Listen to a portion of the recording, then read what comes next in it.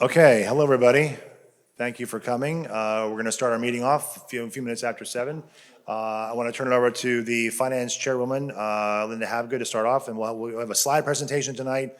We'll go through that, and then we'll have Q&A at the end. People want to ask questions about what they saw, what they heard, other budget questions, we can do that as well. And hopefully we'll have the answers. We have some other members of the council here tonight from the Finance Committee, David Contract, David Kiefer, Mike Damagala, all members of the Finance Committee, and some staff members here too, our CFO, making sure, our CFO, making sure we're spending the money right, our assistant administrator, our police chief are here as well. So, okay. All right, I'll turn it over to Linda Havegood. All right, thank you.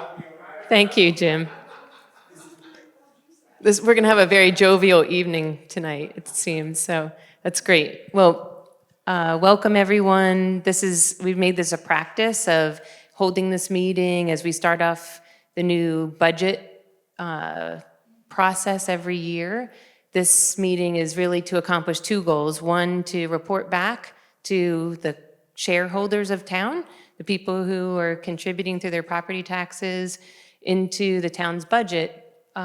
We presented at the end of our budget completion process what the budget looked like in April, and now, as the year has now concluded, 24, we want to go back and let everybody know how we did against that plan. I think that's important, and I think everyone on the Finance Policy Committee, thank you for coming. It's nice, and I think we all are excited to report back to you tonight on that. And then, as Jim mentioned, this is also an opportunity for us to hear from you, things that you would like to see us consider in the 2025 budget.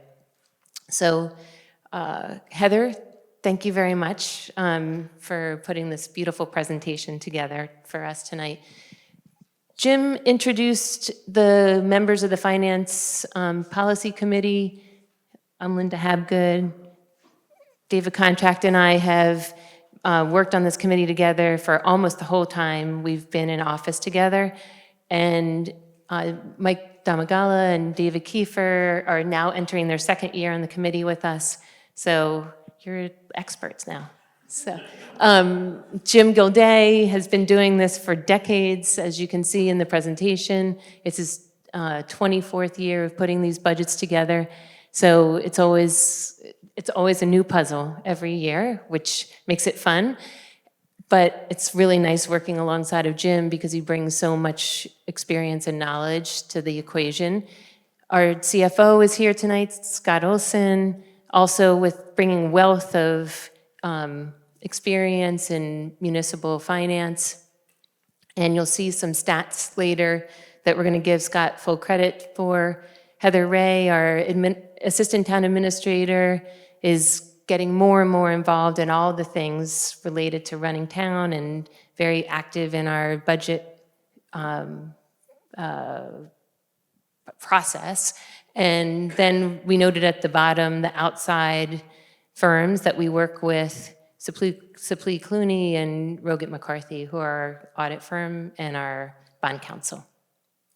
So this pie chart you've probably seen before. It adjusts slightly every year. As you see at the top of the slide, the total tax collections for the town are getting up to be a very large number, $192 million plus. That is, every taxpayer pays into all of these different pieces of the pie. And we put a circle around the municipal tax levy because that's what we have responsibility for in town. The other budgets are, other parts of the tax bill are determined by the other things that you see in this pie chart. So the library aspect of this is determined by the overall tax ratables in the town. The other things are basically determined by this. The other large part of it is the school district, of course. So keep that $31.3 million number in mind as we go to the next slide, because this is something that I wanted to point out. It sometimes is a little confusing to people about how our municipal budget comes together. So the $31.3 million, which is the tax levy, the property tax, the aggregation of the property taxes, that number is then augmented by revenues that come into town through other means. We gave some examples of where that revenue comes from to supplement the property taxes, construction permits and parking meters and parking permits, fees from the municipal court, various licenses, interest on investments that the town holds, franchise fees, state aid, the little bit of state aid that we get, and then delinquent taxes. So those are things that supplement the property taxes, but as you've probably heard me and the other members of the Finance Policy Committee say in the past, one of the things that we are always trying to do is increase the other sources of revenue that come into the town, because that enables us to keep the tax levy or the property tax level of all the residents down as much as possible. What isn't shown on that list, but is promising to be a bigger and bigger part of our other revenue stream, is pilot dollars. So this coming year, 2025, is going to be the first year that we will really be able to anticipate monies coming in from pilots, as Westfield Crossing has more and more residents coming in. So that's going to, help us have other sources of revenue and give us more ability to manage property tax levels. Then, as you look here, this is just a breakdown of the municipal part of the budget, all the different categories that come into play. And you'll see as Jim goes into more detail, there are a lot of things on this list that we do not have a lot of control over, a lot of costs that are basically dictated to us. And so that just gives you a pretty good breakdown of how it all comes together. The largest portions, really coming from salary and wages. So we can go on to the next slide. I'm going to let Jim start diving into the detail around the budget recap, and I'll point out a couple of things along the way. Chime in, okay. Thank you, Councilwoman, and thank you all for being here. So as Councilwoman Havgett said, we're still in 2024, just recapping what happened. Again, a couple of little highlights on this slide, a lot of stuff on this slide, and but again, maintained our AAA rating, which is important. Only 8% of municipalities have that. We've had it for many, many years, and that's because of good financial management we have for many, many years. So on the managing spending challenges, last year, 2024, we did have increases in statutory required expenses, about 2.26% increase, which is not too bad. That represents things like pensions, health insurance, Social Security, utilities, the Railway Value Sewage Authority. Salary and wages is up unusually last year, a higher number. There's reasons for that, though. The council, one of our big things we did last year is restructure the Public Works Department, which actually we're seeing benefits from already. We added some employees, and created new positions that didn't exist before in supervisory roles, so we added some money there. Plus, that also includes contractual obligations for different unions we have as well. We also invested in new employees in some departments as well to kind of create efficiencies as we go forward. And operating expenses, we actually had a very good year last year, only 1.9% increase in operating expenses. So that leads to, and there was a slide before, some of the appropriations where the appropriations go. So surplus, fund balance is called lots of different things. Surplus is the easiest to understand. In 2023 to 24, we had a very good year, and we kind of knew that would happen partially because we had a payment coming in from senior housing after a settlement we had with them that we knew we'd have some money. But even with that payment, we actually did very well. So we raised over $10 million at the end of 23 to put into surplus, so that the beginning surplus in 24 was over $15 million, $15.4 million. So that gives the town council flexibility to manage its budget, really looking to manage revenue losses, non-discretionary expenses if we have them, and ultimately manage the tax rate. And we'll get to that back in a second. By using the $6.7 million of surplus, which is a large number, even though it was a larger number, we still left 8.7 in the bank, which was reserved, not to be touched, to 2025. So that's and our goal was to replenish back to 11 million. So what do we do in '24? We actually produce for municipal purposes, not county, not school, not library, but for town purposes, which we have a control over, a 0% tax rate for municipal purposes. And that's a big deal. And of course, the average tax rate since 2019 is 1.2% for town purposes. Appropriations are up 3%. And again, we made a lot of investments in personnel, as we said, and we actually did well revenue-wise in interest on investments and excess tax collections in 2024, which we're going to jump into in a few minutes in 2025, how that helped us. But '24 was a very good year from a financial perspective, and again, maintaining the AAA rating is something that helps us not only just as a reputation, but also as we go to the bond markets in the future for money we borrow. A couple of key achievements in 2024. Capital-wise, we'll talk more about capital later too. We continued a very aggressive road campaign, not only for town roads that we budgeted for, but the utilities, which we require them to repave roads when they do infrastructure work. So 16.7 miles completed in '24, pretty amazing between utilities and town. And that's not a small thing. We'll get into some totals a little bit later. Fire department had a very significant year. Not only did we finish the increase in staffing in the fire department in 2024, we also purchased the home next to Firehouse Number 2 on Central Avenue for future expansion of the fire department's headquarters, and as well as purchased and budgeted for a purchase of a fire truck replacement, which was budgeted for and is in the process of being built as we speak. So those are all future planning issues for the department and staffing levels that were done in '24. Also, amazing grant funding again, $1.6 million in grants offsetting things we were doing. Downtown Westfield Corporation completed their strategic plan, which will now guide their future in making decisions for downtown items, including some staffing issues, which they're working on right now. Construction department, again, another very busy year. Construction department, Westfield has always been very busy. Take the larger projects off the table, whether it be developments or otherwise. Even with those things not factored in, people in Westfield spend money on their homes and their properties, which is a very good thing for the town and for home values. Kitchens, bathrooms, redos, outside patios, pools, the list goes on and on. So people invest in their homes, and that actually produces revenue through permits. Councilman Habgood mentioned before, our CFO is sitting there. We actually had a very good year in interest on investments.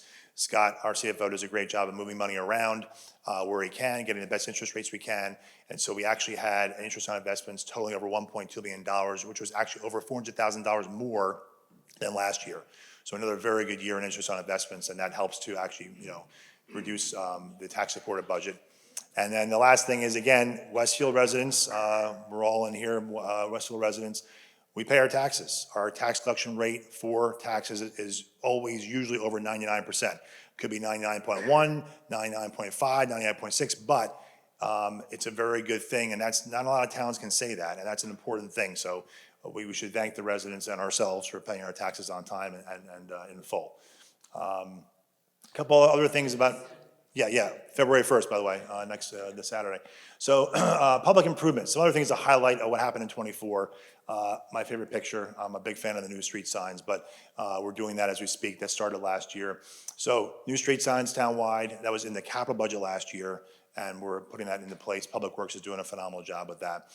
Memorial Park Playground has actually been installed. We'll be opening in a matter of weeks, I hope.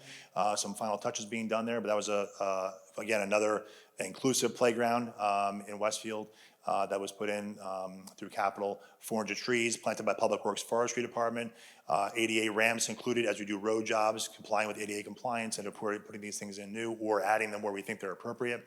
Bike racks in town, we've actually, we did bike oases, if you might remember that 2 years ago. We're now adding more bike racks in different strategic places in the downtown. Some have already been installed in the train station. We're adding more in the downtown in the coming weeks. The Tamaulipas Park Design Plan, we actually had a meeting today. Councilman Kiefer and I and Heather were on a call today. That process has started to actually have a design plan created by a third-party consultant with committee and public input to come up with recommendations for a multi-phase, multi-year plan for Tamaulipas Park new designs. We also did Tamaulipas Park already, resurfaced tennis and pickleball courts. We continue investment. Our police chief is here. In public safety, we have license plate reader machines, which are really, I'll just say it out loud and not on the slide here, but 2024, I think it's 7. Is that right, chiefs? only 7 cars stolen, when the year before we had 24, and every year before that it was over 20 cars. So this technology plus the officers' efforts in the field have really helped to deter and move that kind of crime outside of our borders, which is amazing. Stormwater enhancements continue. Obviously, it's part of our road paving program. Memorial Pool filtration system is underway right now, the replacement since 1987, I believe, or 86. New field athletic equipment. Last year, you might remember in this meeting, we talked about allocating new money to Public Works, not only for staffing and restructuring, but for some equipment to take care of grass fields and parks better. So we've now got that equipment. We're also looking to work with the Board of Education to slowly, over time, take over responsibility of their fields one at a time, because they are more of an internal organization, takes care of facilities. We do a lot more outdoor work, so that kind of makes sense. And then we had a very big year in public safety. One of the things we did, there was 4 all-way stops installed at various locations in town. And so far, we're seeing good results. Accidents are down. And so again, these are just a list. There's lots of other things here, but you can see when the town staff is given resources, we can actually produce results on various fronts. And again, the staff does a really amazing job. So that's 2024. Quick recap. We had a very good year financially and achievements and results. We now jump to 2025 like we do every year in our budget process. Quick overview of what the budget process, generic outline here. So we always do a capital plan. Capital plan statutorily is a 6-year plan. We submit to the state every year. We focus on a 3-year window, because that's realistic to plan for. So we're working on that now, and that is, the biggest part of that usually is roads, drainage, recreation. It could be public safety items. Every year is different, but that'll be formulated. And usually March, April, we'll have an ordinance introducing this year's capital plan by ordinance. Department heads we've been meeting since November, December, formulating budgets, wrapping up 2024. We close out the year with the auditors, which we did earlier this week, finding out where we ended up from their perspective as they start their audit process with this. Finance Policy Committee, we're here tonight. This is part of the kickoff of the process from a public perspective. We'll also be meeting with departments over the next month, and by beginning of March, the committee will end its process with recommendations, and then Scott and I, Heather behind the scenes, will be working on the state forms. There's a lot of statutory compliance with every municipal budget, and that's a lot of work behind the scenes. Once that's finalized, the expected introduction date of this budget is March 25th, and expected adoption date is April 22nd. Those are dates that are set. They can be no later than those dates by the state of New Jersey. If you don't meet those guidelines, you risk losing state aid money, okay? So we always make sure that those are dates we have. The only thing that might change is that if you had to make an amendment to the budget or the state changed those dates. But that's our dates based upon our council meetings, so we're gonna stick to those, and we've done that successfully every single year in the past. So again, a lot of priorities we have for every budget, some little nuances here. So 2025 priorities, pretty much remain the big topic items, but efficiency, again, Scott and I, Heather, part of our responsibility is obviously managing what we do, managing the town funds, and getting the policies of the council implemented. So we want to manage the expenditures, allocate the surplus to address non-discretionary costs, and in the end, by March, we're going to find out what the council wants to do to manage the final tax rate and what's achievable. Growth, we're looking for new revenue streams, as the councilman had been mentioned before. Not easy to do in municipal government, but we are finding ways to do that, to get more revenue in, to offset and reduce the tax base or tax levy. Sustainability, again, looking for ways to diversify the tax base. We've heard in the past, Westfield is unusually dependent upon single-family home residential taxes. That's kind of what makes Westfield special in many ways, because we don't have any industry here. We don't have, commercial, zones like maybe Clark does on Terminal Avenue. But the taxpayers obviously bear a very large burden of the taxes. So the more things we can do to kind of shift that pendulum can help over time. Happens over decades, not over in 1 year. Prioritize essential services as always: public safety, public works, downtown economic growth, recreation, all things we continue to prioritize equally across the board.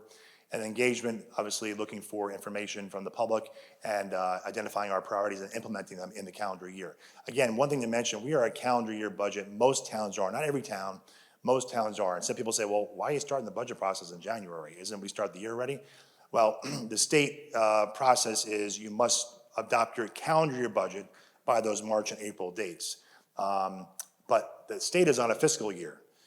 So we've been doing our budget, obviously, since last November, December from an internal perspective, but the state's requirements are that your budget for that year is passed in March, April. In the meantime, we're operating off a temporary budget. So you'll see in the council meetings, we did one in January, we'll do another one probably in March. We pass a temporary budget until we have the final budget, and that's how it works. It seems a little counterintuitive, but it works pretty well.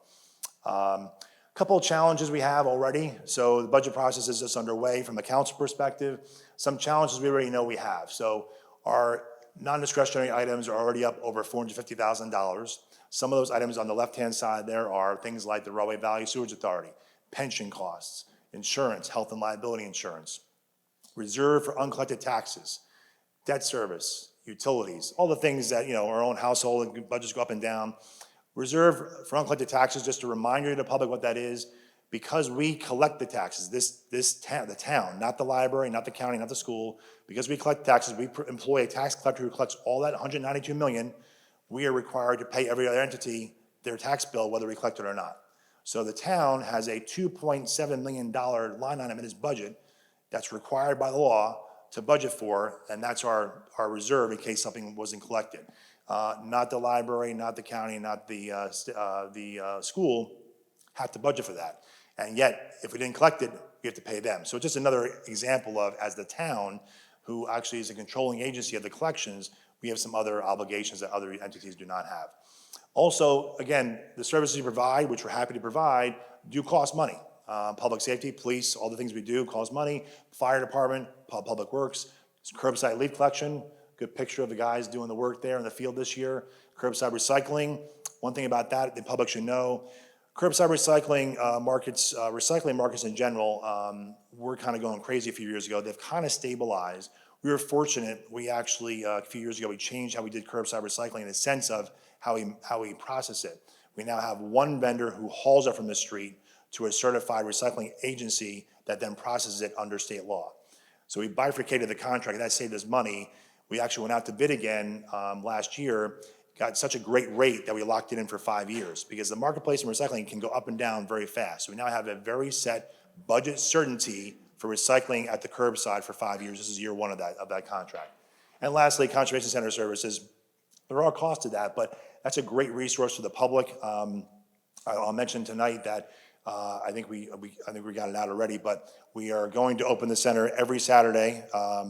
So if you remember what we do in January, the center's open every Saturday for Christmas trees, for recycling and so forth. We then open every other Saturday in February and March. Historically, it wasn't a very big use, but since we've added so many recycling opportunities, food waste being one of them, other things, people really depend upon that every week. So we're gonna, on Saturdays only in February and March, instead of alternating Saturdays, it'll be every Saturday. It really adds 4 Saturdays to our list, but we can say now publicly that we're open every single Saturday throughout the course of the year at the Conservation Center.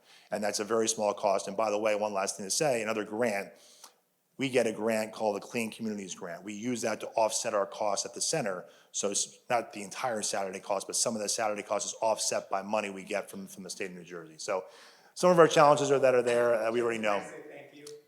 You're welcome. Not for the residents, not me. Excuses now, residents have to make That's the right. recycling bill. But I just, on that topic, one last thing to say. Thank you to Public Works Director Craig Gibson and Assistant Director Rich Eubanks. They do a phenomenal job managing all the Public Works things. But when this was brought to our attention, I was over there at their office at 7 o'clock in the morning on Wednesday to discuss these things. And it's one thing to say you're going to do it. It's another thing to say, can you get the staff to do it? Right? This is overtime for the staff, but it's also, these guys have a lot of other things going on in their life. We have a lot of overtime for other things they have to do. And the staff actually was, some of the staff was excited to do it. So, sometimes they want to break from the center because there's a lot of work. But the 4 Saturdays can be filled, no problem at all. So that's great news.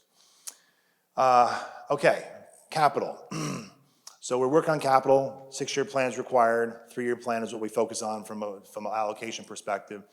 So again, because we're in good financial shape, because we have good surplus to start, and because we manage our debt service very well, we can continue an aggressive capital plan. Most of the aggressiveness we'll get to in a minute about roads, but let's mention some things that are under consideration for 2025. Quimby Street Design Plan. We've talked about Quimby Street being redone, being part of the One Westfield Place program. Is now not part of that anymore. It's separated out. It's going to be for the council to decide how and when they want to do it. So what's under consideration this year is to hire a consultant. work off some of the work that's been done already, and come up with a design plan for the street, which would turn into plans and specs to be bid out for a future contractor to come in and actually perform the work. So that's something that's being considered this year, a design plan cost. Houlihan Sitfe parking lot upgrades and restroom facility. This has been going on. We have a consultant working on this now. We just got back some information on various proposals for the expansion and adding restrooms there. We actually, I see Recreation Commission Chairwoman here, Jen Gilman, so we bring that back to her committee and her commission with committee, and basically going through those proposals, talking to the sports leagues that use that facility, see if they want to contribute in any way, and then hopefully that'll be something we can actually award a contract sometime this year to begin that process. And that's a safety issue from a parking lot expansion, getting people off the street there on a busy road, county road, and also a restroom facility, which has had portage on since 2005, since it was open. Assessment of the sanitary sewer system. Talked about this as well. We have two sewer systems. One is a stormwater system, which we deal with on an annual basis in spot areas through road paving program. The sanitary sewer system really is something that obviously is just as important, but it's a different kind of system, and basically we're looking to do an assessment of that system to analyze what's the condition in many areas, what might be the cost of our system, and what kind of recommendations do they have about proactive maintenance. And there's going to be more talk about this in the future, but this is, I think, is something that the council wants to do to get a true handle on what the cost and liability of the system is, and then we can kind of make some decisions from there. So that's something that's being considered as well. As always, recreation and park improvements being considered. We mentioned Houlihan Sitfe already. Stormwater drainage improvements, I mentioned that already with road programs. DPW fuel station design and replacement. So we have a fuel station that fuels not only all of our vehicles that we have to do the work, police, fire, public works, health department, recreation department. We also provide the fuel to the Board of Education vehicles. We also provide the fuel to the rescue squad vehicles. We also have a shared service with Fanwood. So our system is actually, I think, 1987, our fueling system, and seen better days. Most importantly, though, it's an old style system. It has underground tanks. Well, today's world, you don't do that anymore. You put everything above ground. So if something was to leak, you can see it and fix it right away. So we're in the process right now of getting design finalized to put a new fueling station system in our public works lot in 2025 if we can. And then the following year, go back and decommission the old station. And then that will actually not only be much more efficient and brand new and safe for our people, but it might also give us an opportunity to expand our shared services to other communities. Because this is not a small thing. We're a larger town in this area. We have more capacity in some communities, and the communities can benefit from that, as Fanwood is doing right now with us. So that's something we're working on. Hope to have that to the council in the next month or two. Public safety improvements and equipment, always chiefs give us information they need for their people.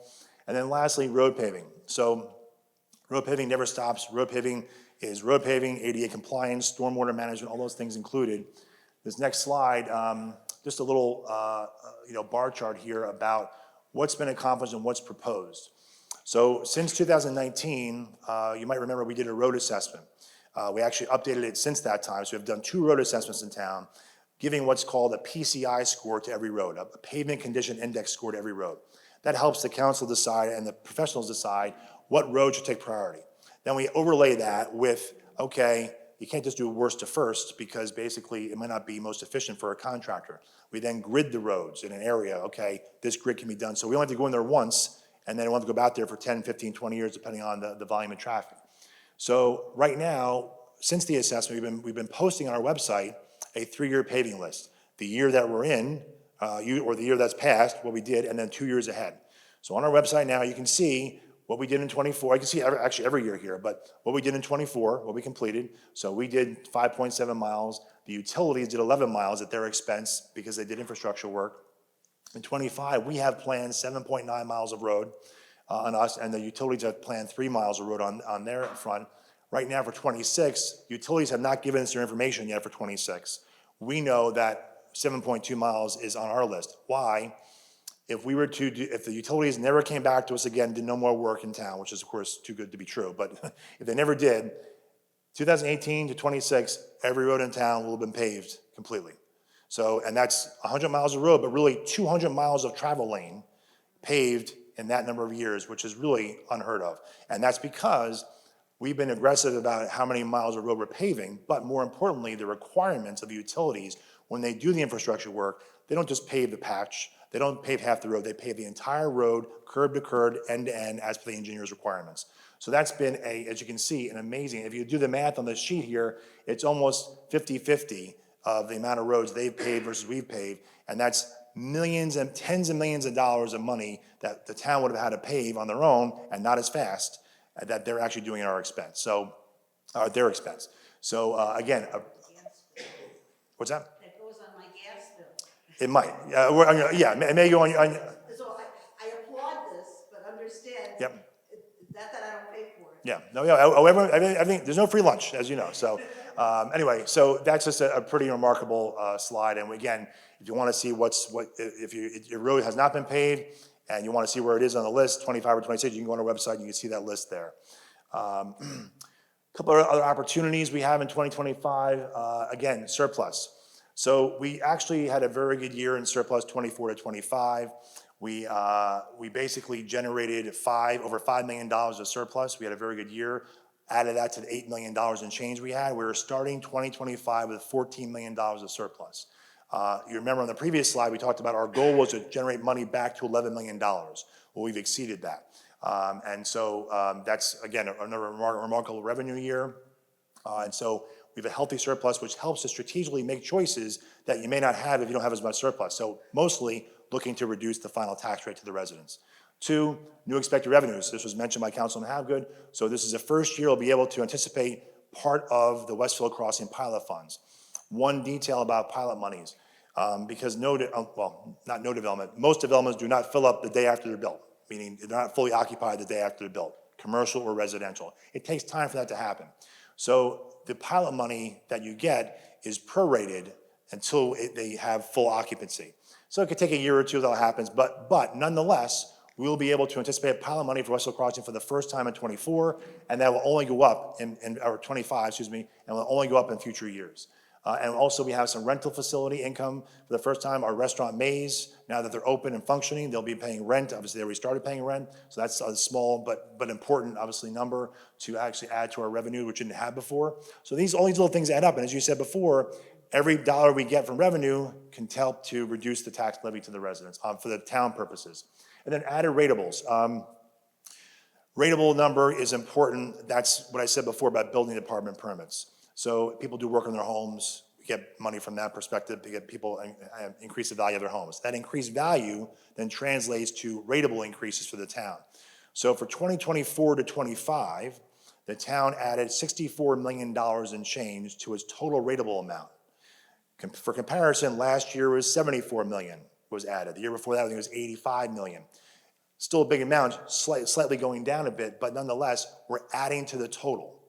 So that means that the work continues, people are adding to their homes, investing in their homes through permits, and the assessments of their homes go up. What does that mean? Why is that important? What happens is when the ratable increases, the total ratable value of the town, which is over $8 billion, that's the divisor for every single budget in town, library, county, school, and town. So if the ratables are increasing, your divisor is increasing.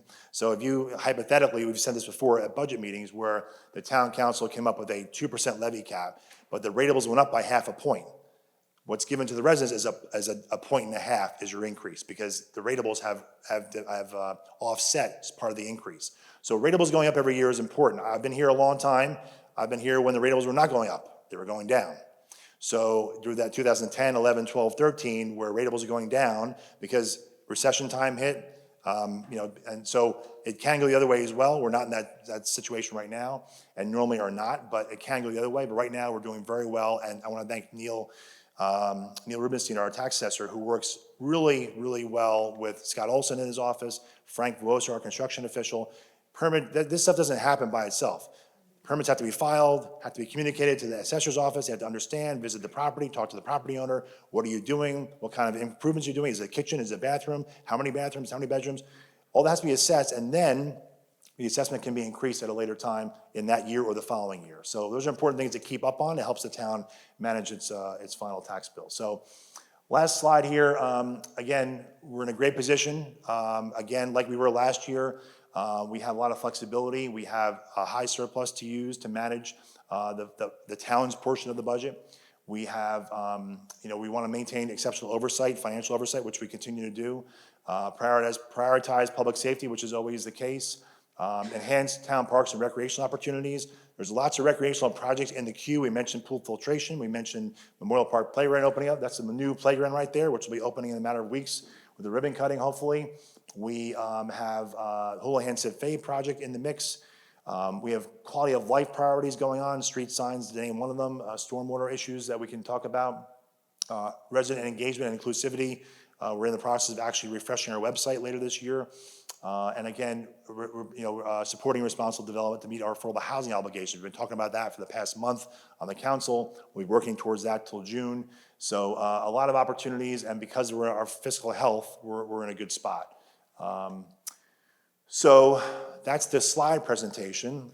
Reminder to the public that may not be in the room tonight, we have a budget at westfieldnj.gov email address. We've had that for years.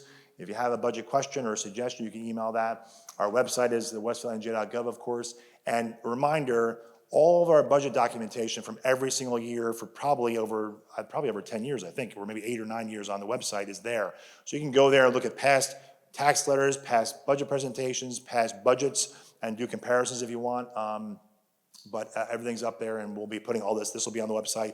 And as we go through the budget process, every public information we give out there will be on the website to follow. So anything else you want to add to before we open up for questions?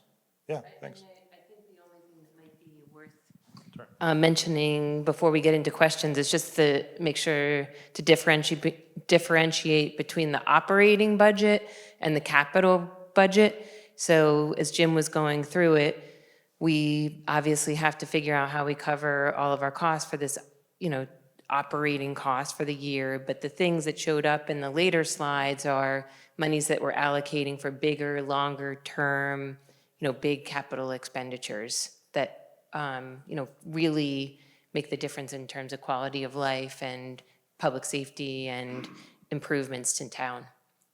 So, any questions? Questions?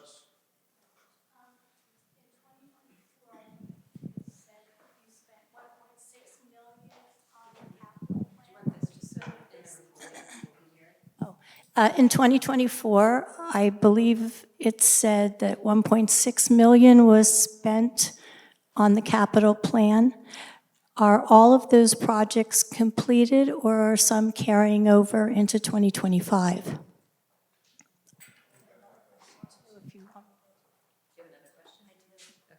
fine. We'll let someone else go and I'll give it back to you. So I just want to make sure I Yeah. was clear about what was, no, so it wasn't, 1.6 million was the grant funding received. Yeah. In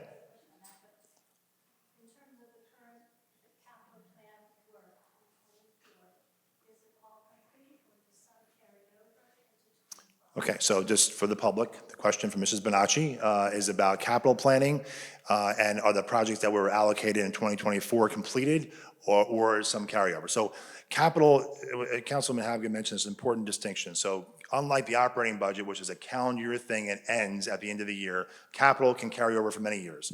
So in this case, most of our capital projects are done for 24 that were allocated in 24, but not all of them, and some are carryover. So, and again, for a municipality, you cannot pay for services until they're completed.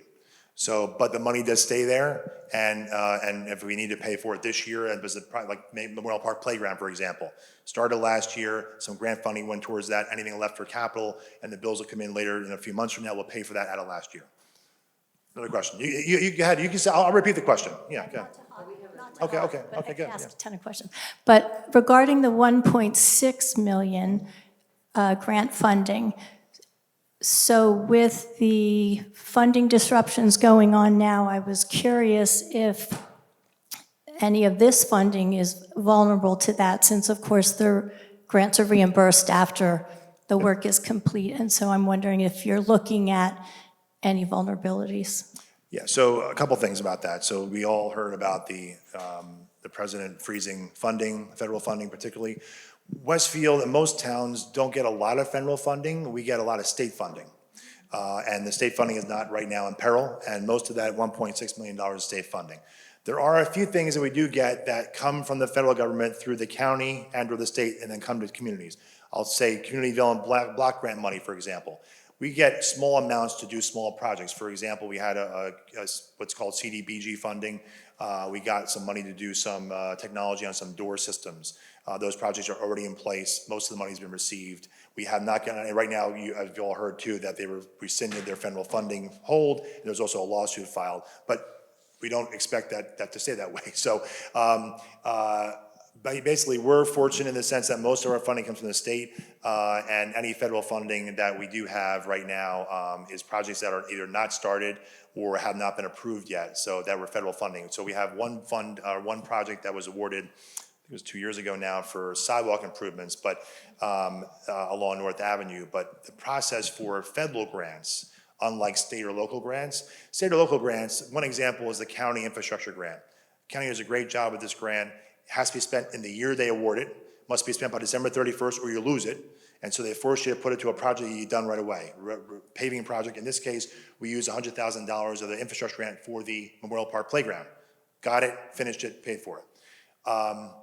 But other grants, like federal grants, the process can take 2 or 3 years before the paperwork's even done, before you start the project. So we have 1 or 2 of those. That's unfortunately, it sounds funny, but it's not uncommon.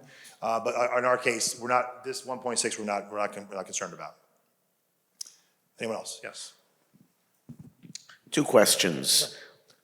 What determines the reserve for uncollected taxes? Is it a fixed amount or a percentage of the total taxes? And the second question is the Pocket Park, which was just purchased with a Jiffy Lube site on Central and South. Did we lose income from that property since it was generating property tax? And how much did we actually lose? And what is it going to cost the town for the Superfund side cleanup and for restoration? Okay, lots of questions. Okay, first question, reserve for uncollected taxes. That's a calculation that the town makes. It's a percentage. It's based upon the percentage you think you're going to collect versus what you do collect. And there's a statutory process for that. So CFO and I meet with the auditors on that. If you look back and look at the records of our reserve for uncollected taxes, it basically tracks what the tax levy percentage is every year. It increases by 2% a year, and it should be tracking towards the tax levy amount. So ours, the 2% increase per year, it's about $50,000 in change. So, and that represents about a 98% and change per collection rate, a reserve for that. As you can see, we do collect more some years, but you have to have that in place. So our reserve is basically based upon a 2% tax levy cap, and it increases by that amount every year. In reference to the property on the corner of South and Central, 200 South Avenue, we have not purchased it yet. It's not finalized. If you might remember, for the public, we applied for a grant, which basically simple math. The town's council authorized a $900,000 ordinance to pay for the property. The property was $899,000. A few extra dollars in the ordinance for closing costs and other, various closing items. The grant we received, we've been awarded, is $660,000.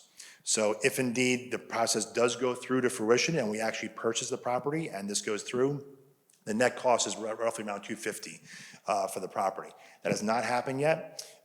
It is not a Superfund site.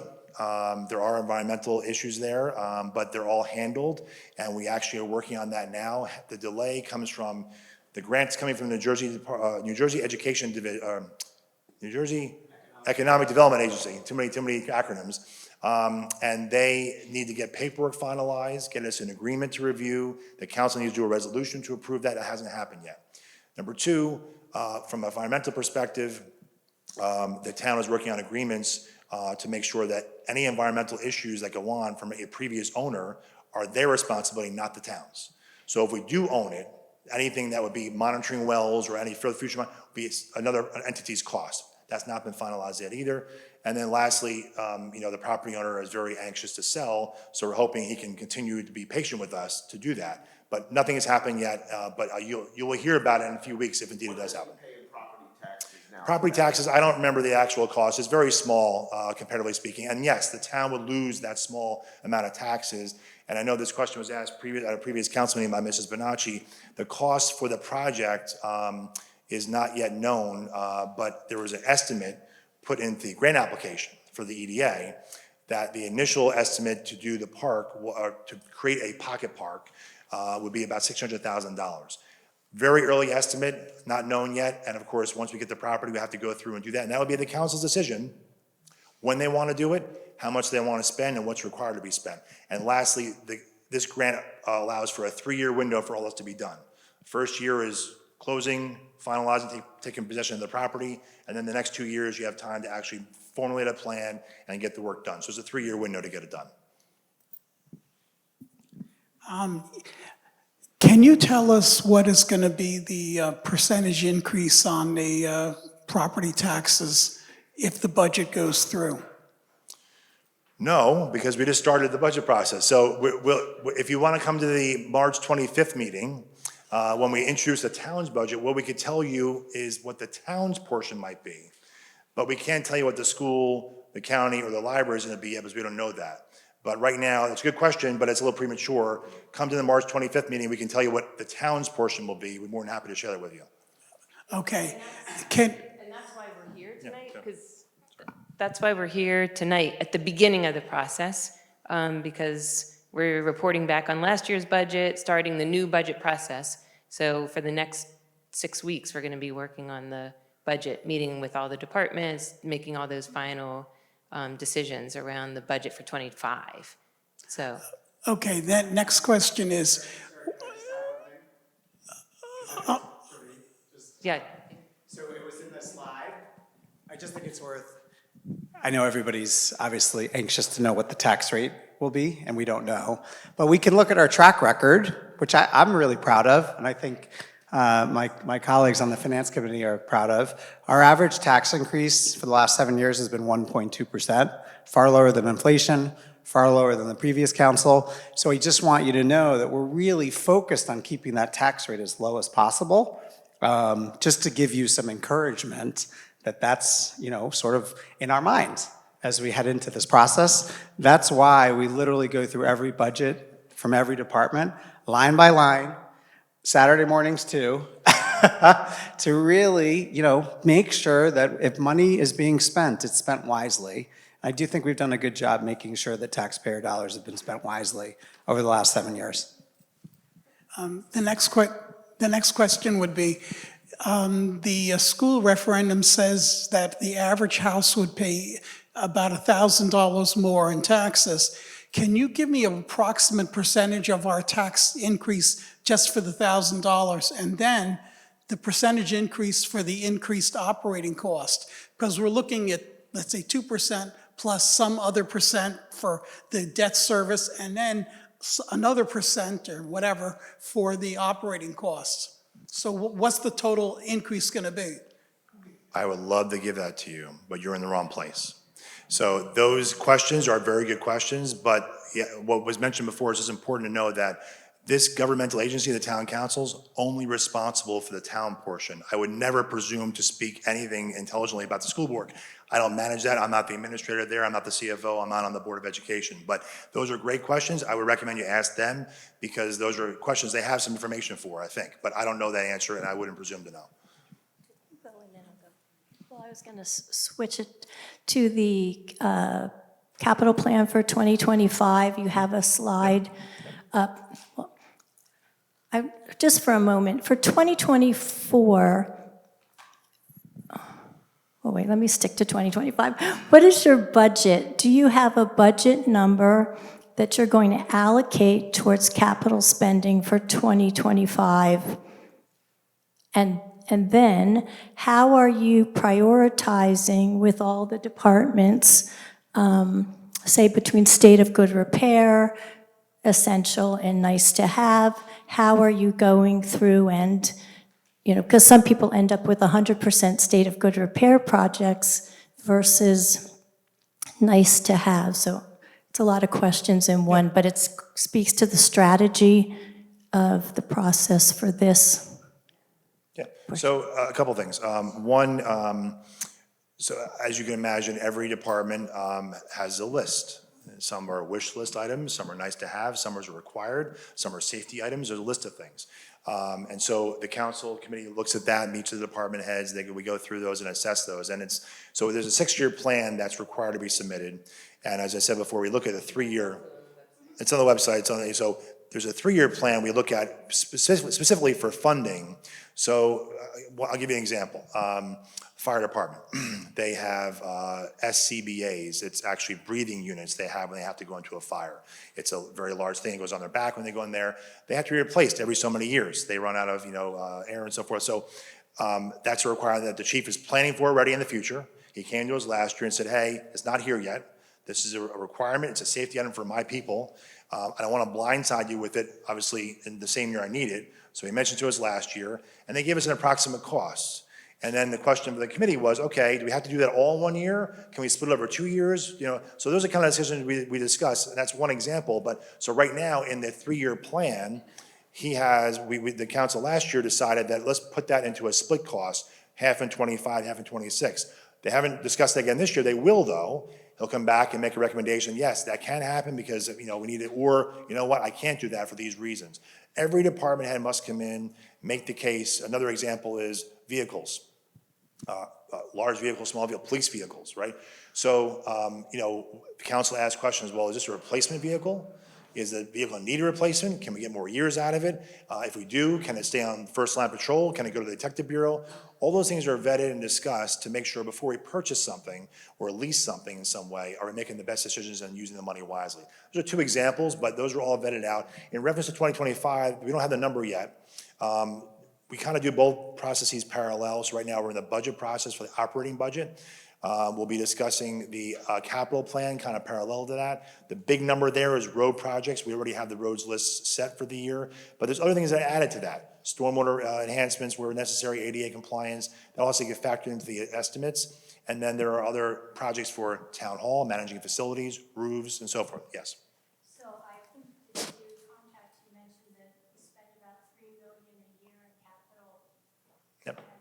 So are you saying that this plan would be $3 million, and if you looked at the 3-year, that would be 9? Or are you thinking that you have more just because of the surplus? Now, I don't know if the 3 comes out of the surplus. No, this is, yeah. There's a sense of how we do 3-year budgeting, because you can't start a project unless you know 3 to 6 year fund. Look, I understand it's the same thing, but I'm trying to just get a handle on how you, are you going to spend 10 million on this or 5? No, what you mentioned, Councilman Contra mentioned, one of the other things that's factored in this discussion is debt service management, right? So, obviously we could spend 10 million tomorrow if we wanted to, but, one thing to mention, every municipality is allowed to borrow a certain amount under state law. In Westfield's case, we could borrow over $250 million if we wanted to. We're not going to do that, right? So it's not good fiscal management. So one of the things that council takes into account is basically how is this going to affect our debt service going forward? On an annual basis, that's a big deal. It's a big number in the budget, and how do we manage it? So on average, we've spent $3.5 million on capital the past number of years. That also changes. When we say that, we're really referring to the omnibus capital ordinance that's passed in March, April for the majority of the things we're discussing. Could be some of these things, but historically it's been roads, public safety items, and so forth. Then there's also other items that can be adopted separately that might be for one-off things, like the property purchase for 200 South Avenue. That's a capital ordinance that allocating a one-time cost. In that case, the net debt service, if it went through, might only be $250, not $900. So everything is taken on, look at that specifically and how it's going to affect debt service. And then the debt service management itself is a whole different animal. Bonding, short-term notes, long-term notes, interest rates, when to go to the bond market. And if you look at our debt service of the past number of years, it's managed very well and it continues to maintain the AAA bond rating. And that's a big part of it. They look at debt service management, they look at statutory debt on the books, and they look at how the management team is handling it on a year-to-year basis. So all those things are factored into our process.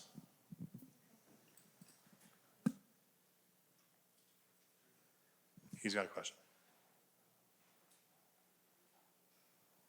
There you go, yeah. Just with regard to, you have the slide up right now. I know you touched on it briefly, but maybe you could expand a little bit on assessment of sanitary system. Can you just, I didn't quite follow you, what you were explaining Sure. earlier. What do you have in mind? What are they planning on doing there? Obviously, it's important enough that it's one of the 8 bullets up there, so. This is to go out to RFP or bid to hire a specialized engineering firm that looks at sanitary systems on our behalf, to basically have an assessment of the system. Age, structural integrity, recommend projects that may need to be done. Stormwater systems are very easy for us to manage. We do them in public works, we have a camera system, we do some sanitary work as well, but the sanitary system is a much different animal, has much more liability, and of course, as you know as an engineer yourself, when something sanitary breaks, you can't wait. You're out there the next day, hiring somebody, and if not ourselves, it's gotta be fixed right away.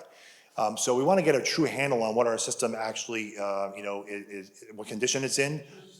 Townwide. Townwide, yes, yeah, townwide. Isn't this something, isn't this something that maybe should have been done like a while? I mean, we got a lot of development going up that's scheduled to start construction in the next year or two. Isn't it a little bit late to start looking at this now? I mean, No, bottom line is, we're looking to just get a sense of it. A couple things are important. Don't misinterpret the fact that we don't know what the system is like. This is an assessment of, a professional assessment. Our guys are out there with the cameras. We're doing now assessments of our storm and sanitary with our camera system. But we only have so much manpower and resources to do that. This is a town-wide assessment, so we can get a sense of, this is a condition assessment or an assessment, like an engineering assessment of like capacity and ability to meet future demand and that sort of thing? No. This is a condition assessment. Our system is actually, the capacity is there. We know that because of our Railway Valley Sewage Authority. We actually are one of the few communities in that system, the sanitary system. We actually own extra shares, and our capacity is actually very high compared to other communities in that. So we know our capacity is good, and we know that from the reports we get from RVSA. This is a condition assessment to see what kind of maintenance responsibilities the system's gonna carry in the future, right? Just like any big, infrastructure thing we have. So, and this is a system that we really wanna get a handle on that, so that if we need to budget money in the capital budget in the future to do things on our own, we can do that, or to outsource them if necessary. So think of it as being proactive, to go out and take a look at it and see what things we might need to build into the capital budget because every year we have to add a new year. We constantly have to have a 6-year plan in place. And Jim, you had a slide up early on, I think it showed a 41%, 59%. It had to do with revenue. Oh, yeah. How we get to 32.2 million. How we get to the 50 plus, yeah. So the 31. Yeah, so on the left-hand side there, of that 41%, of that green piece of the pie, what portion of that pie is state aid? Let's see, state aid actually is just over $3 million. And that state aid is comprised of 2 pieces. It's energy tax receipts, which every town gets, and then it's what's called COMTRA, the Consolidated Municipal Tax Plan Act, which we get the minimum required. So just over $3 million of that 22 million. Okay, so roughly 10% of the overall is. Of that piece, yes. Yep. And if that goes down for whatever reason next year, I don't know if we got a gubernatorial election next November or whatever, then that 41.59 obviously shifts, the balance of that shifts, right? Yeah, the thing about state aid you have to understand is that state aid has never gone down, and it should be going up much more than it is. What the state's been doing for years is they give you the minimum increase. So, and we have a fixed amount, which is the COMTRA, okay? And then we have the energy tax receipts, which by law, every town has to get the minimum increase in that. So our state aid has been going up by small bits every year, or before this, like 10, 15 years ago, it was held frozen for about 10 years. So it's never gone down, but it can freeze. Hasn't done that recently, but it could. But we get small increases in state aid every year the past 10 years. It's not a number we're looking for big increases, but it is, again, every revenue is you have to assume you're not gonna get the following year. But our history with state aid has been consistent, and it's going up very slightly every year. And my last question has to do with the paving of the roads. What in terms of actual cost, what are we Westfield spending on all of the road paving versus what Elizabethtown Gas is spending? So I don't know exactly what they're spending, but the Yeah. mileage, you can see they're doing much more than we are. But we know they're contractors or contractors that would bid on our jobs.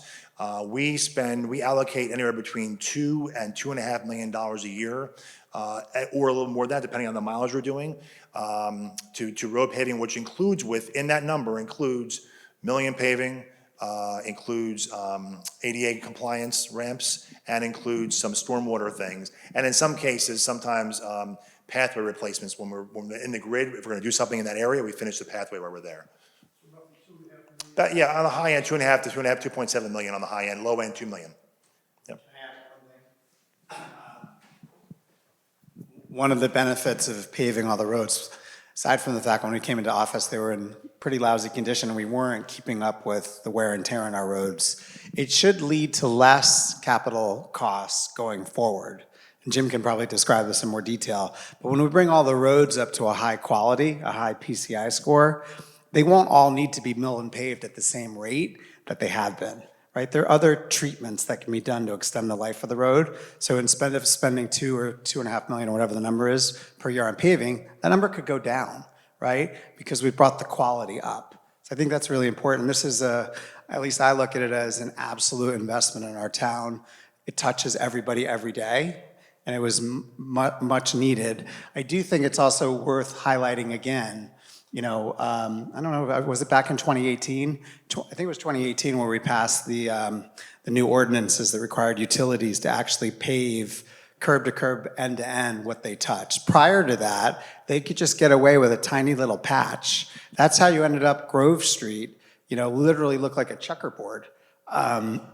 Which is actually why I ran for office in the first place, because it was in such cruddy condition.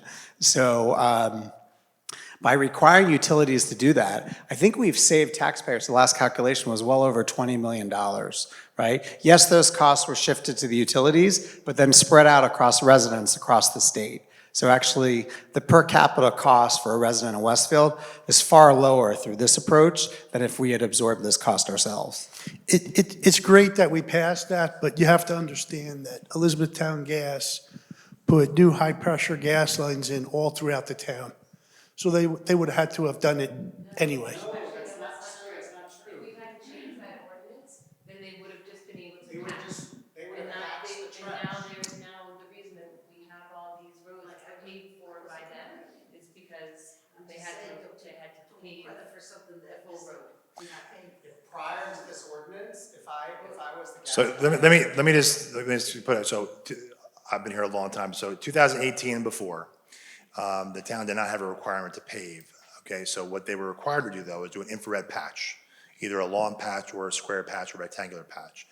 And then the council back then was like, that's not really appropriate, so then we got them, without an ordinance, in some cases, to pave half the street. So they have a trench go down one half of the street, they paved half the street. Of course, not very aesthetic, one half of the street is brand new, other half. So we felt good about that at the time.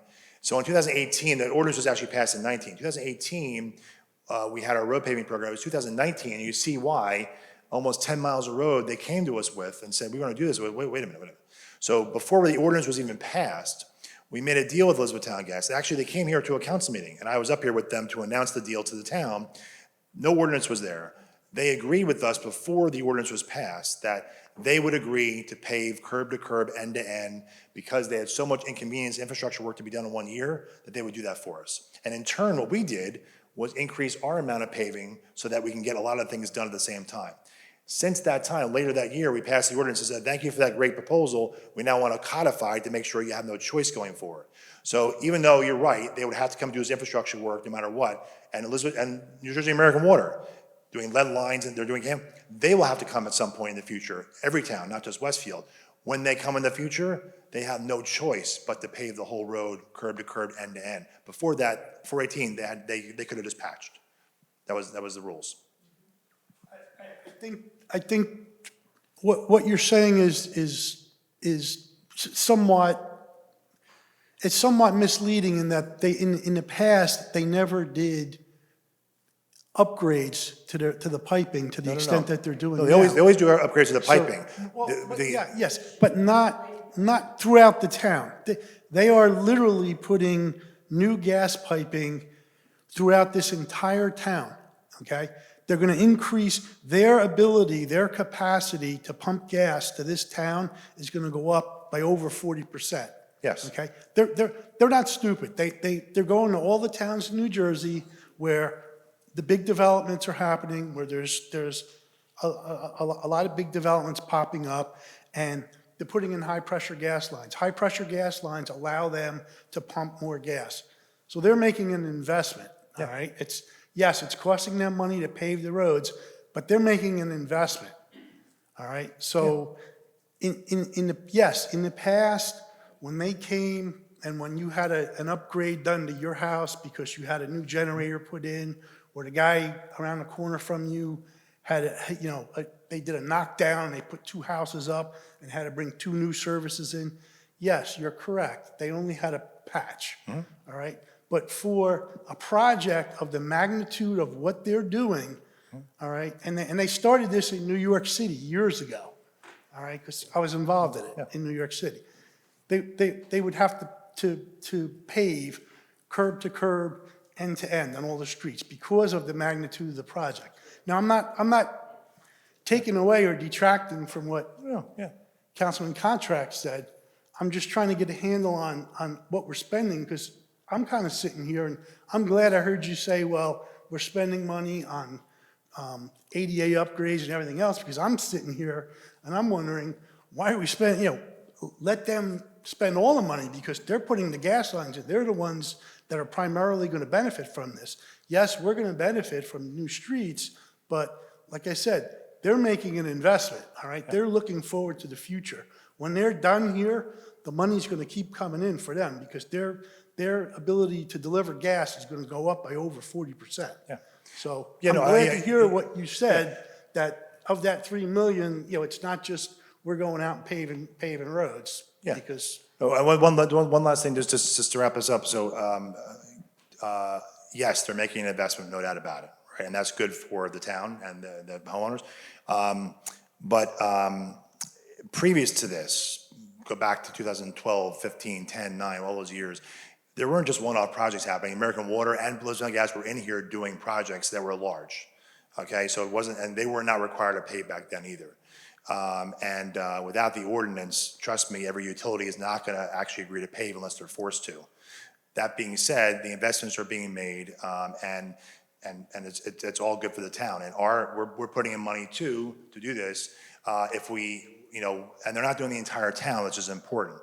They give us maps, both American Water and Elizabethtown Gas. They're not doing the entire town. They're identifying the areas of their system, their infrastructure that are deteriorating or had to be replaced, and they're doing those grids. Not the entire town. You see what's happening on Springfield Avenue, right? That's a county road that goes through Westfield, Kenilworth. It's a major Elizabethtown Gas job going there. That's a grid they need to replace because it's an aging system. They're putting in high-pressure lines after the fact to improve their infrastructure, but they're not doing the entire town. They're doing grids in town, about 7 or 8 grids in town, not the entire town. So again, yes, they're making an investment. We're making an investment as well, and we're getting them to make investments in our roads when they finish, in full, rather than just patching. So, yes. Back to the 2025 capital plan and the options you're putting up there that you're looking at. I wondered if you could add providing a comprehensive traffic analysis for the full town. I know we've written some scope. I think that would be really prudent in light of all the development. I know there's been back and forth, who did what traffic study, but a really comprehensive plan that looked at all of the major feeder streets, north, south, all the boulevard, all of them, and really understanding how traffic flows so that we have a new baseline, so that, as we look at new development, as Elizabethtown Gas is anticipating, as we have the affordable housing mandate, that we can actually really understand from a planning perspective, the impacts. I would really love to see that. It's just as important as a sanitary system assessment or a stormwater drainage.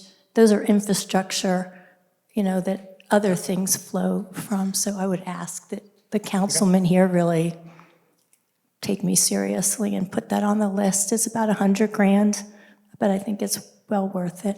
So just on that front, we definitely, yeah, thank you for the Thank you, suggestion. that's why I'm suggesting. I could give you more, but But that's. let me just say one thing about that suggestion. It's a great suggestion, but I think it's been mentioned before. So we just got an SS4A grant we got, and the county has it as well. So, and part of that grant is assessing all the roads in the county and all the roads in the town, and it's taking into account the developments that are happening, not just in Westfield, but the developments that are happening in neighboring towns. So that's kind of underway already. Started anything yet. We've tried to talk to the county. Yeah. You know, we've been investigating to find out the status, and it's actually at 0%. So what I'm talking about is, you know, take the bull by the horns, hire your own independent traffic consultant, and look at your town and your boundary, so that when the county steps it up and starts to do the work, you can actually, you know, feed into that and understand. That's what I'm talking about. That they haven't really started anything yet. Okay, so Okay? I understand. So Chief Ballor and I attended a county meeting for the SS4A grant, which was about a few months ago. They're doing behind-the-scenes work with their consultant.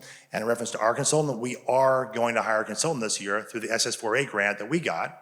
We're waiting for the paperwork to come back from the state, and we expect within probably a month or two, we'll be able to go out to RFP to hire a consultant to do our roads, the town roads, which will be complementary to the county roads that come through the town. So it does take longer than anyone likes, I get it, but it is underway, and we'll be hiring our consultant this year through the SS4A grant that we got. And that was a $100,000 grant. You're right on the money. Yep.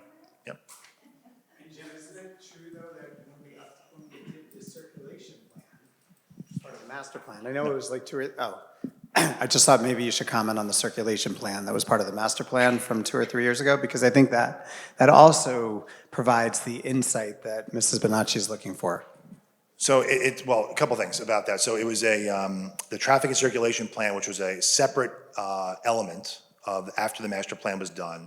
That took into account existing conditions and any past conditions. I think what she's asking for, that's a start, but she's asking for future proposals and how other towns are affected along the corridors. But that's what the SS4A is really looking at. Doesn't happen as fast as everybody wants, but the county already has their consultant. It's moving slow, but we have attended a meeting, and we're going to be hiring our consultant this year to do our road. So it's actually perfect timing. Both plans will be able to jointly collaborate, and we'll see what consultant we get from us, and maybe that'll be actually easy to work with their consultants. So, Jim, were there notes of that meeting? I'm sorry, what's that? Were there notes of that meeting issued? I don't know. I wasn't at our meeting. Chief and I attended. It was last. I sent you an email and asked you for those notes. Would you be able to look into it and send us? I don't have. No, I don't have any notes on it. But definitely call. If you talk, I don't know. Yeah, I was gonna say ask the county. I don't know who you talked to the county, but Well, didn't you go to the meeting? Liza Betts. Yeah, yeah. Liza Betts. I sat next to her. Yeah. Yeah, Liza Betts was there. There was people from all over the state there, all over the county, excuse me, there. Yeah, the meeting, I don't know what, it was last November, I think it was, somewhere in that range. But we attended, we sat next to Liza Betts, actually, sat next to other towns. And so that was their kickoff meeting. And we're waiting for another meeting to be set, and they're working with their consultant behind it. Their consultant, they had 2 consultants on the job. I can't remember, but they're working on it. So I don't know who you talked to, but definitely talked to Liza Betts. She was there. Jim, we're all taxpayers. We get our bills in the mail, and as Mr. Contract pointed out, you've held the budget to 1.2% from the last year, approximately. We know that when we open the tax bill, we don't see 1% or 2%. We're going to be seeing a lot, and a lot of it's going to be related to the schools. And I know you deferred to go to those meetings, which I have and will do, and to find out what's going on. The $225 million proposal that we're going to approve or not approve, on top of another 2% increase, on top of the 2.5% increase that we had in '24, that concerns us as citizens. So therefore, I completely understand that the council, the mayor, and the town administrator have little control over that part of the budget. You're discussing our local budget. But my question is this: how much can you help us control these horrible increases that are coming through. I mean, the $225 million has things there that have to be done. The capital improvements, the roofs, the air conditioning, the bathrooms, they have to be done. I don't think anybody here would want to stop them, much like we would need a new firehouse. Nobody's thinking about it. But there are some things in there that we have to scratch our head and say, is that really necessary? That's not your job to answer my question. I have no question. My question is this: how much can the council and the mayor help us out in capping some of those costs from the school, so not to make some of our taxes intolerable? Okay, but the simple, okay, hold on, I'm responding. I know, let me respond, thank you. So, Steve, excuse me, hold on. Steve, so the answer to your question is, just a couple things to remember. So, again, a couple things. There are 3 separate elected bodies that manage different pieces of the puzzle here. The town council manages this piece, and you know that already. You attend those meetings and so forth. The mayor, I think you were here Tuesday night when a similar question was asked.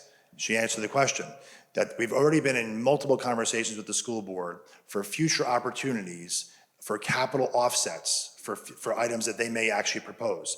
And we've already told them that basically when that time comes, if this referendum passes, just because it's proposed doesn't mean it's going to pass, but if it passes and it does result in a tax increase for the school budget, all right, whatever that is, it won't happen right away, but it will happen over time.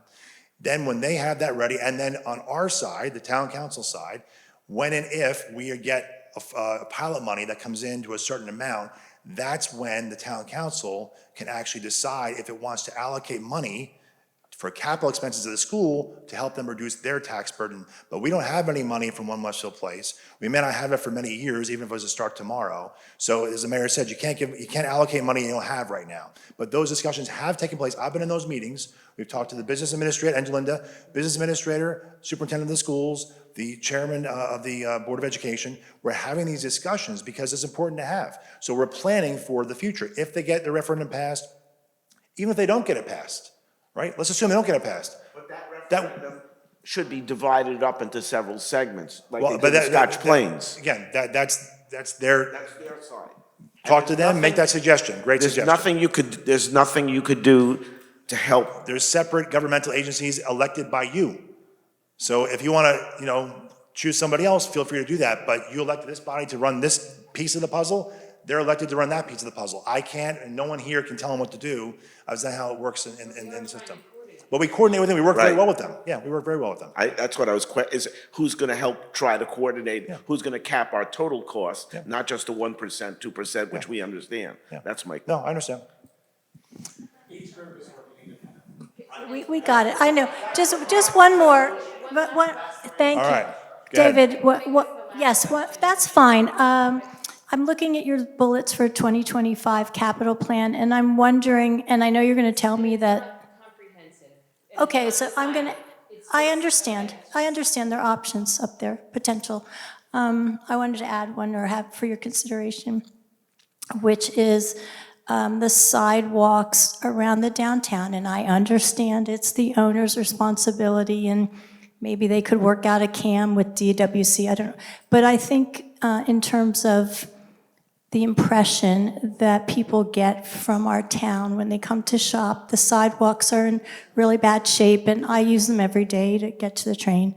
So it would be nice if that could become one of the potential bullets, and you work out a way to even highlight, maybe essential sidewalks, say versus Quimby, which is a different kind of project. Anyway, that's my suggestion. Thank you. If you'll Good consider it. suggestion. Okay, Let me also add that I use the town, the main train station parking lot. Number one, it's in terrible condition. Relining it or repainting it is not going to be enough. They need to repave it and reline it. And frankly, it's getting more and more difficult to get parking spaces. And the plans under OWP are completely inadequate for current needs, and they're even more inadequate for future needs. And this is a matter that the town has to address. This is a commuter town. Commuters have to be treated fairly. we're probably 10 to 20% of the population, given the commuters and the families. And right now, the the train station parking lot is a disgrace. It's an embarrassment to the town. It looks like crap. Thank you. Okay. Go. Yes. I wouldn't pave something that's gonna get destroyed.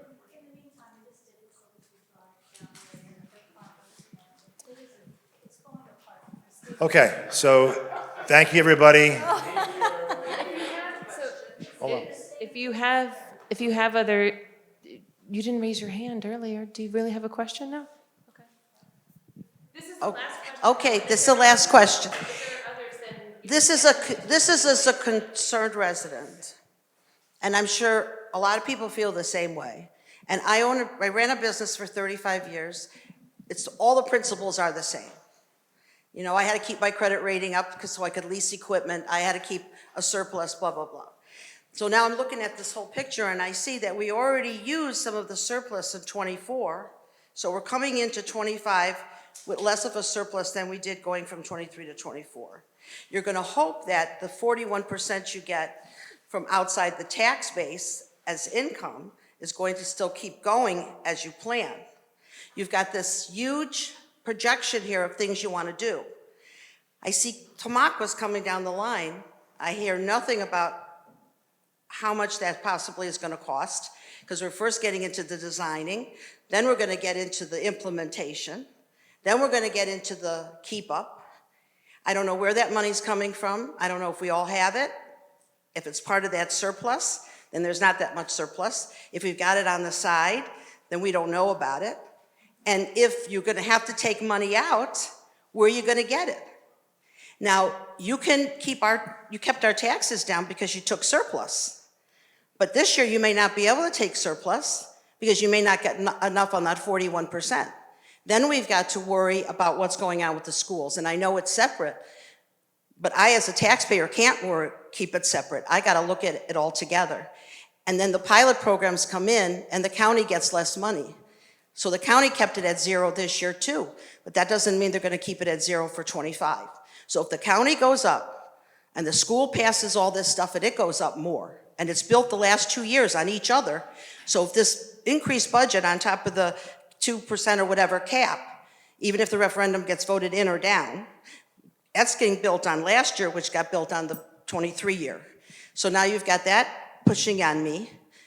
You got maybe the county might raise their even 1 to 2%, and you might have to raise your taxes 1 to 2% if your 41 doesn't come in like you plan it. And just in talking about the roads, I understand everything that happened, but maybe if you were more transparent and said, we went, and I'm proud of you that you went into a shared agreement with the utilities. I think that's wonderful. And I understand, you're right, they would have just repaired and they wouldn't have totally done it, and I love the roads that are done. But on my bill, it tells me that I'm paying for when they have to help fix the roads. What's your question? On my bill for both the water. What's your question? Oh, well, my question is how are you going to do all this? I mean, Quimby was supposed to be at the third part of One Westfield Place. Now we're pushing it forward. At the same time, we're doing Tamacos Park. At the same time, we have to assess the sanitary system, and if it's got to be repaired, we got to repair it. This year, you had to borrow to fix the HVAC system here because it came unexpected. You had a road situation that you had to borrow extra because it was above budget. So What's the question? I want to know how you're going to keep my taxes down here while the Board of Ed is raising it through the roof, and the county might actually raise it too. And I'm hoping that when you have to pick your projects, Tamacos will be above Quimby, because I think we need that more. And I think we need the sanitary system assessed more, and the stormwater, because you're building like crazy, and we're gonna have a problem with the sewer system. And don't forget, our sewer bill's gonna go up again this year. It's been going up every single year.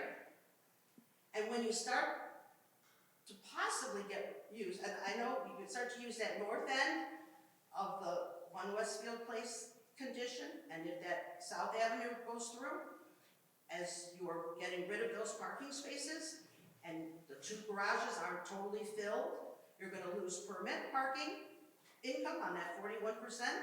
You're gonna lose some parking on that North Avenue train station. You're turning Okay, it into a so town square. just wanted to, so, got it. I'm glad you have, That's my concern. I'm glad you have a crystal Those are ball. all of our Yeah. concerns too. Yeah. We spend. How are you gonna We spend, keep so, me here and be so- able to live here okay, as a senior okay. citizen? So Mrs. Goodman, you need to give this administration credit for the fact that they have done an extraordinary job of managing our budgets, keeping a AAA bond rating, which keeps any borrowing that we have to do as low as possible, for good fiscal management and investment that brings extra interest in. Of course, we worry about these things every year. And so I'm talking now. Tornadoes coming east. Mrs. Goodman, this is a Q&A. It was an opportunity for all residents to let us know things that you have concerns about or that you'd like us to consider in the budget process. I think you gave us a few things to think about. Don't worry, we have all the same concerns that you have. I can't say it any more clearly. We sit in all of these budget meetings and look at every single line item, and we think about how we can save money, because just like you're paying taxes, all of us are paying taxes too. So I just want you to feel comforted that there are a lot of people paying attention to the very concerns that you have, and we spend a lot of time, as you can see in our past record, trying to bring, twice we have not increased municipal tax rates. And it had never really been done in this town before, to think about the money that we have available to us and use it as a way to keep the costs of the residents down as much as we can. So I know we're not going to be able to address all of your concerns in detail tonight, but I just want you to know that that's exactly what we do in these meetings, is to watch how the money is spent as if it is ours, okay? And I'll end up by thanking everyone for coming out tonight, and thank you for recording. And we'll look forward to getting any other questions that anyone in the town has by email, okay? All right, thank you so much.